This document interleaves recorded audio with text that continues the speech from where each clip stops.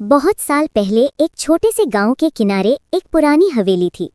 गांव वाले कहते थे कि वहां रात को कोई परछाई घूमती है जो किसी का नाम लेकर फुसफुसाती है। कोई भी उस हवेली के पास जाने की हिम्मत नहीं करता था।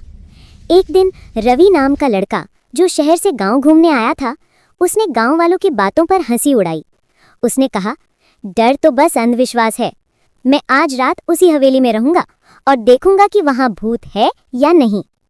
रात का समय था, हवा तेज चल रही थी, आसमान में बादल छाए थे और हवेली की टूटी खिड़कियां डरावनी आवाजें कर रही थीं। रवि मशाल लेकर अंदर गया। अंदर सब कुछ धूल और जालों से भरा था। पुरानी तस्वीरें दीवारों पर टंगी थीं। उनमें से एक तस्वीर में एक औरत थी जिसकी आंखें अजीब लग रही थीं, जैसे वो सीधे उसकी तरफ देख रही हो। रवि हंस पड़ा। शायद यही है उस हवेली की रानी। लेकिन तभी उसने महसूस किया तस्वीर की आंखें धीरे धीरे हिल रही थी। उसने मशाल उस पर डाली और देखा कि तस्वीर की औरत मुस्कुरा रही है। वो घबराकर पीछे हटा, तभी पीछे से दरवाजा अपने आप बंद हो गया। हवेली में सन्नाटा छा गया। रवि ने पुकारा, कौन है वहां? कोई जवाब नहीं आया, पर दीवार पर एक लंबी परछाई दिखी, इंसान जैसी लेकिन सर झुका हुआ।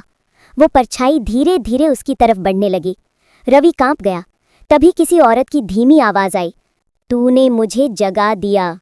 रवि चिल्लाया, कौन हो तुम? दीवार से वही औरत बाहर निकली, वही जो तस्वीर में थी। चेहरा सफेद, आंखें लाल, बाल खुले।